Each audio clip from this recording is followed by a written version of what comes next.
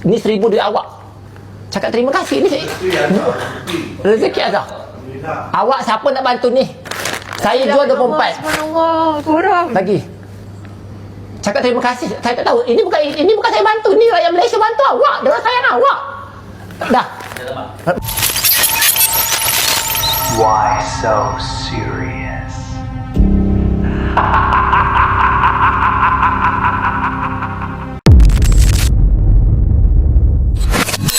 Hello guys, welcome back to my channel. Hari ni aku nak ulas sedikit pasal Azhar Azmi yang agak memilukan sedikit sebab kan kes dia tak bersalah pun pasal dia kena reman hari tu dengan suami dia, isu scam tu. Dia tak bersalah guys. Kesian tengok dia guys. Dia seorang pelakon yang hebat juga. Sekarang dia berada di titik bawah Kesian betul tengok dia. Sekarang dia dah tak ada punca pendapatan. So now, korang tahu tak? Masa dia keluar daripada reman hari tu, dia cuma ada RM28 je guys dalam poket dia guys. Memang kesian lah tengok dia. Langsung 4 hari 3 malam aku direman, aku dibebaskan, tidak bersyarat. Aku keluar daripada situ. Dunia akhirat aku ada RM28 je. Kau nak cerita apa yang ada kat badan aku sekarang ni? Tudung agak aku, baju arwah ibu, kasut agak aku. Tapi sekarang ada hamba Allah yang membantu. Datuk Alif Aziz tu, dia bantu Azhar Azmi ni masuk dalam live dia, bawa dia kat rumah, and dia bantu dari segi wang ringgit.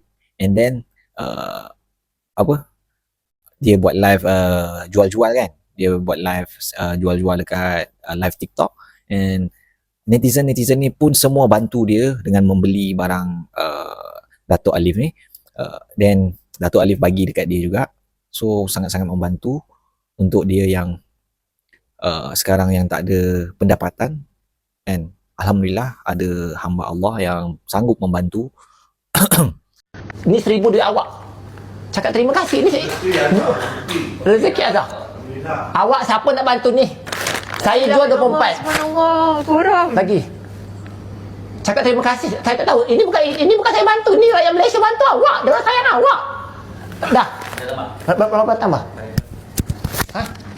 Okey, berapa? Jangan nangis rezeki awak. Jangan nangis. Berapa dapat? Yang berapa bina kena kasih? RM5 lagi.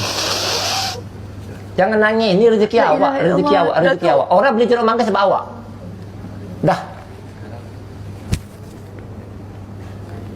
Korang ingat ya, jeruk mangga ni papa jual, kongsi rezeki RM5 untuk dia. RM5 untuk dia. Ya. Dah sort out. Berapa dah? Ya Allah. Ni tak awak lagi. Tu satu. Apa ni Datuk? Ambil ni rezeki awak. Orang Malaysia sayang awak. Lagi, rakyat Malaysia sayang awak. Apa benda? Ini rakyat Malaysia sayang awak ni. Jeruk mangga ni rakyat Malaysia sayang awak ni. Cuba awak kira. Ni rakyat Malaysia sayang awak. And then korang tahu tak, dia pernah tak ada tempat tinggal, and dia pernah mandi dekat Petronas and Surau macam tu. Oh, bila dengar cerita tu kan, memang agak sedih lah. Sedih sangat-sangat. And alhamdulillah ada yang membantu sekarang. Awak tak nak bagi tahu, tapi saya tanya dengan awak punya sahabat awak yang duduk sebelah awak tadi tu. Dia cakap awak tak ada tempat tinggal sampaikan awak terpaksa mandi di Petronas, di Surau. Awak tak cerita, saya yang tanya dengan sahabat awak tadi tu. Dia ni memang tak nak cerita apa-apa. Datang sini pun saya tak bagi tahu pun yang saya nak buat live untuk bantu dia bagi zakat, tak. Saya bagi duit saya sendiri, lillahi saya bagi.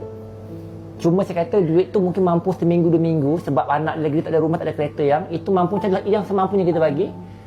Dan bila sahabat dia beritahu, Datuk tahu tak, dia sampai mandi dekat toilet dan surau. Ya betul, pindah-pindah kan. Ya.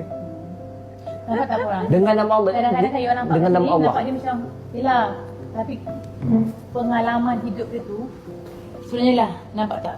Setiap orang ujian tak sama. Sebab tu kita ni kena selalu bersyukur, kan? Selalu bersyukur.